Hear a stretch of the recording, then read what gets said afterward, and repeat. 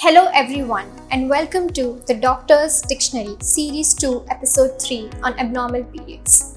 I am your host Dr. Vidhi Karelia, and today we are going to discuss about problems, solutions and all the different causes related to abnormal periods.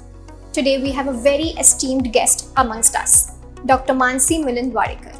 She is a fertility consultant, obstetrician and gynecologist practicing since 16 years in Wadekar Hospital and Greenleaf Hospital.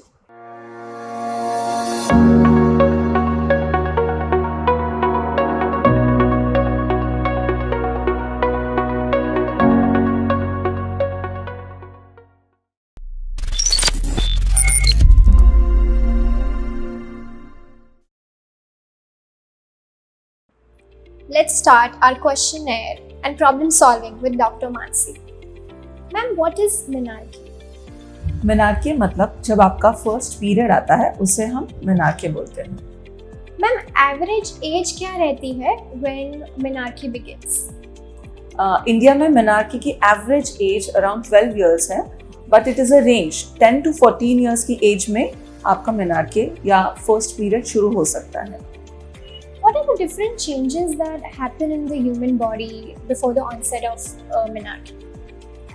आपका first period actually culmination है या and point है काफ़ी सारे changes का, जो करीब साल से 2 साल पहले शुरू होते हैं।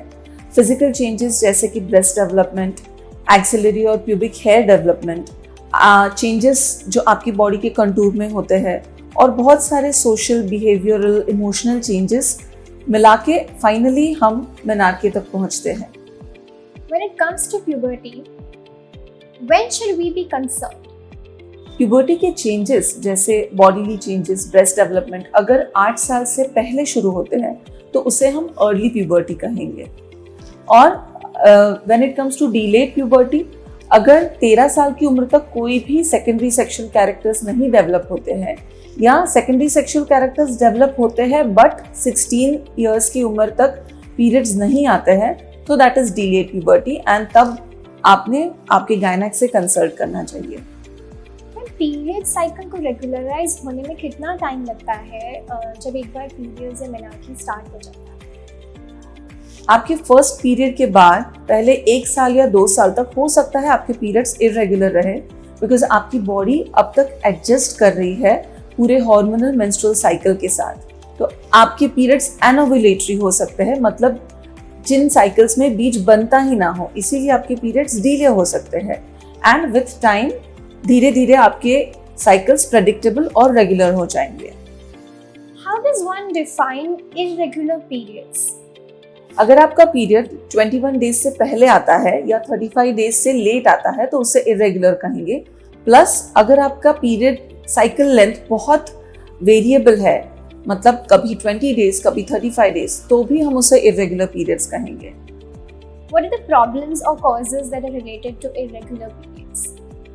इरेगुलर पीरियड्स जनरली आपकी लाइफ में कुछ पीरियड्स ऐसे होते हैं जब आप एक्सपेक्ट कर सकते हो इरेगुलर पीरियड्स, जैसे कि हमने अभी डिस्कस किया प्यूबर्टी के बाद जब आप ब्रेस्ट फीडिंग कर रहे होते हो, या फिर मेनोपॉज से पहले कुछ साल आपके पीरियड्स इरेगुलर हो सकते हैं। दूसरे पैथोलॉजिकल या कॉजेस अगर हम जाने तो स्ट्रेस एक मेजर कॉज हो सकता है, या फिर हार्मोनल इम्बैलेंस जैसे थायराइड रिलेटेड, पॉलिसिस्टिक ओवरीज है, कुछ यूट्राइन कॉजेस है जैसे कैंसर या यूट्राइन सर्वाइकल इरोजन, फाइब्रॉइड्स। कुछ मेडिसिन है जिसकी वजह से आप इरेगुलर पीरियड्स एक्सपीरियंस कर सकते हो, जैसे अगर आप एंटी डिप्रेसेंट्स पे हो या कुछ पर्टिकुलर टाइप ऑफ हार्मोन्स आप ले रहे हो।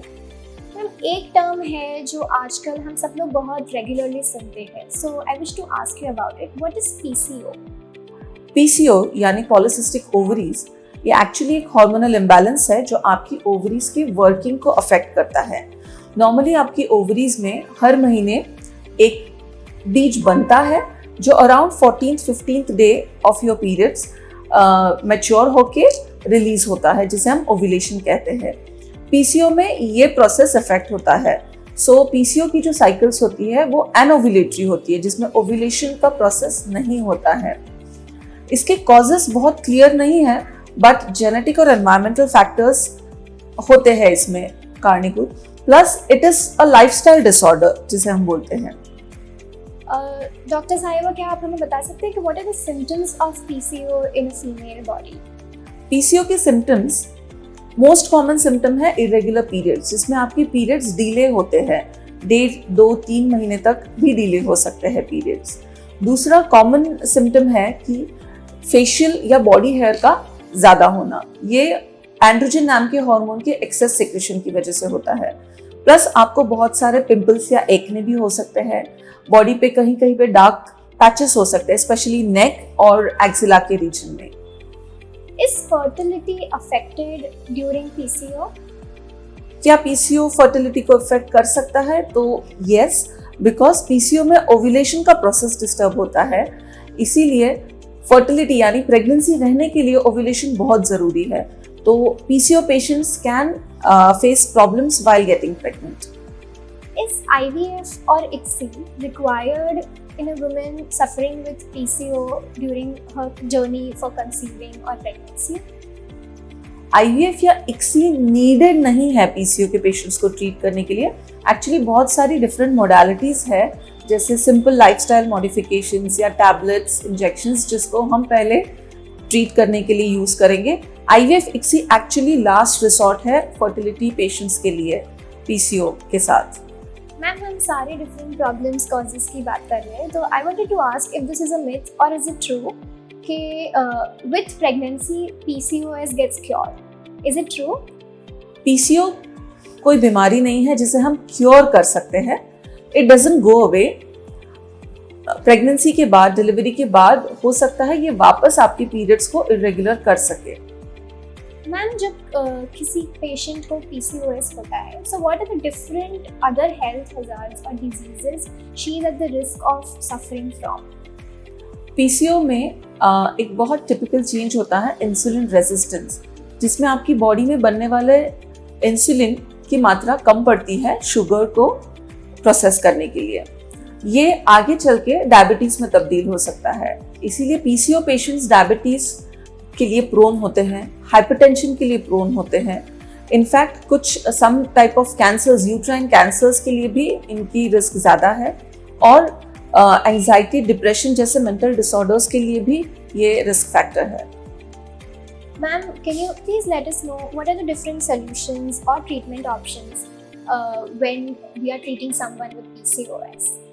पीसीओ के लिए हम फर्स्ट लाइन ऑफ ट्रीटमेंट मानते हैं लाइफस्टाइल मॉडिफिकेशंस को। Lifestyle modifications is simply exercise and diet. तो क्या बहुत हैवी एक्सरसाइज की ज़रूरत है? नहीं, simple exercise like brisk walking, jogging, swimming, जो आप 45 minutes at least 5 days a week कर सको, that will help you a lot. Plus at least 5% of weight loss अगर हम कर सके, that has a positive effect on your ovulation. Dietary modifications में अगर आप पूछो तो कार्बोहाइड्रेट इंटेक को कम करना, प्रोसेस्ड फूड्स को बंद करना, फाइबर इंटेक को ज़्यादा करना, होल फूड्स का इंटेक ज़्यादा लेना, ये सब आपको हेल्प करेगा। मेडिकली अगर हम पीसीओ को ट्रीट करना चाहें तो बहुत सारी मोडालिटीज़ हैं। इंसुलिन सेंसिटाइजर्स, कुछ सप्लीमेंट्स जैसे मायोइनोसिटॉल हम दे सकते हैं, कुछ हार्मोनल पिल्स दे सकते हैं पीरियड्स को रेगुलराइज करने के लिए। अगर फर्टिलिटी हमारा एम है तो हम ओव्यूलेशन इंडक्शन ड्रग्स या इंजेक्शंस दे सकते हैं। फाइनल ऑप्शन में सर्जरी भी है जिसमें पीसीओ ड्रिलिंग कर सकते हैं हम।